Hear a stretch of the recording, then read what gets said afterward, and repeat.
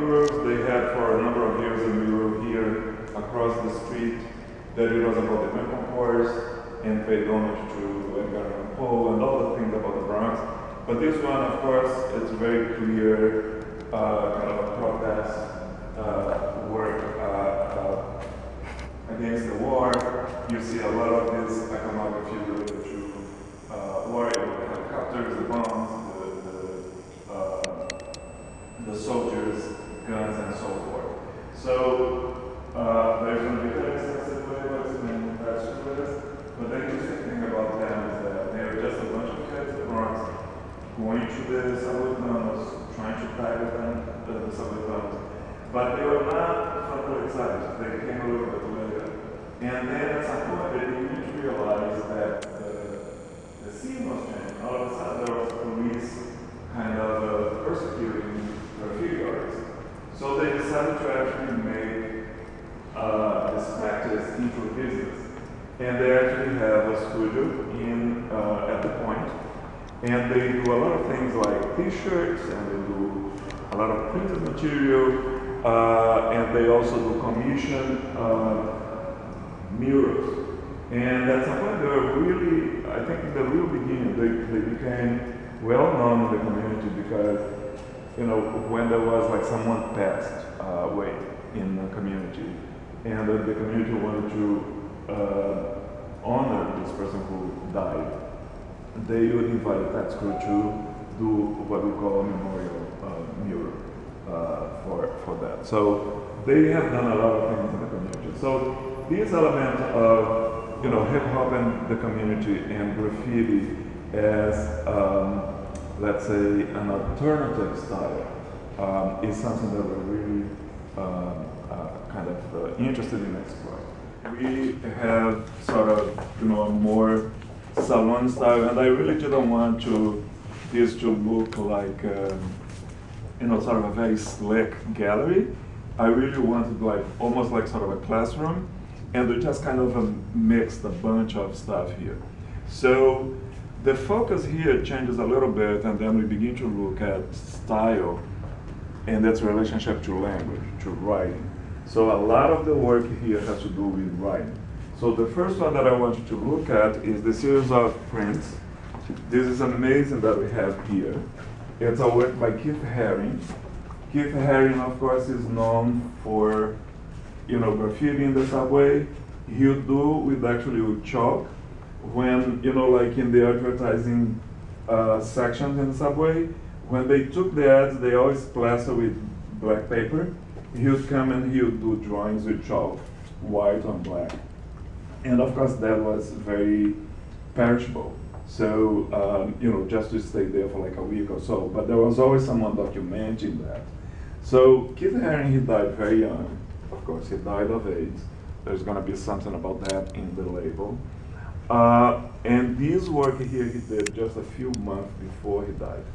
And it's very interesting because here's someone who, let's say, he went to the School of Visual Arts. He had a training as an artist, like more than, you know, the kids doing graffiti in the Bronx.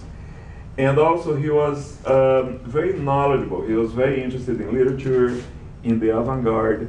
And this work here is actually, what he did is a series of illustrations for a text by William Burroughs, who was a very well-known writer from the Beat generation and a very experimental writer.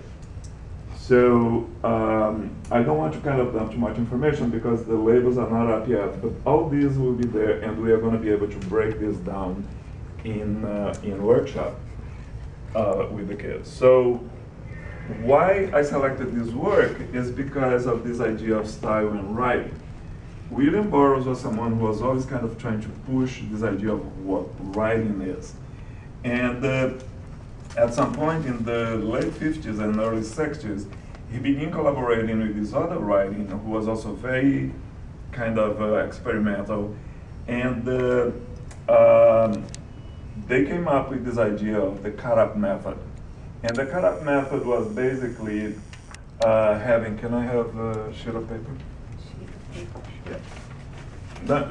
Something with Thank you. So the cut-up method was basically this. They would get like something printed, and they would cut in the middle. And then they would kind of bring two things from different parts. So if it was something like, once upon a time in a small town, they would cut once upon a time in a small, and then they would kind of continue with the other text. In the year 2000, whatever, so the text was a little bit nonsensical. Well, it was not a little bit, it was very nonsensical.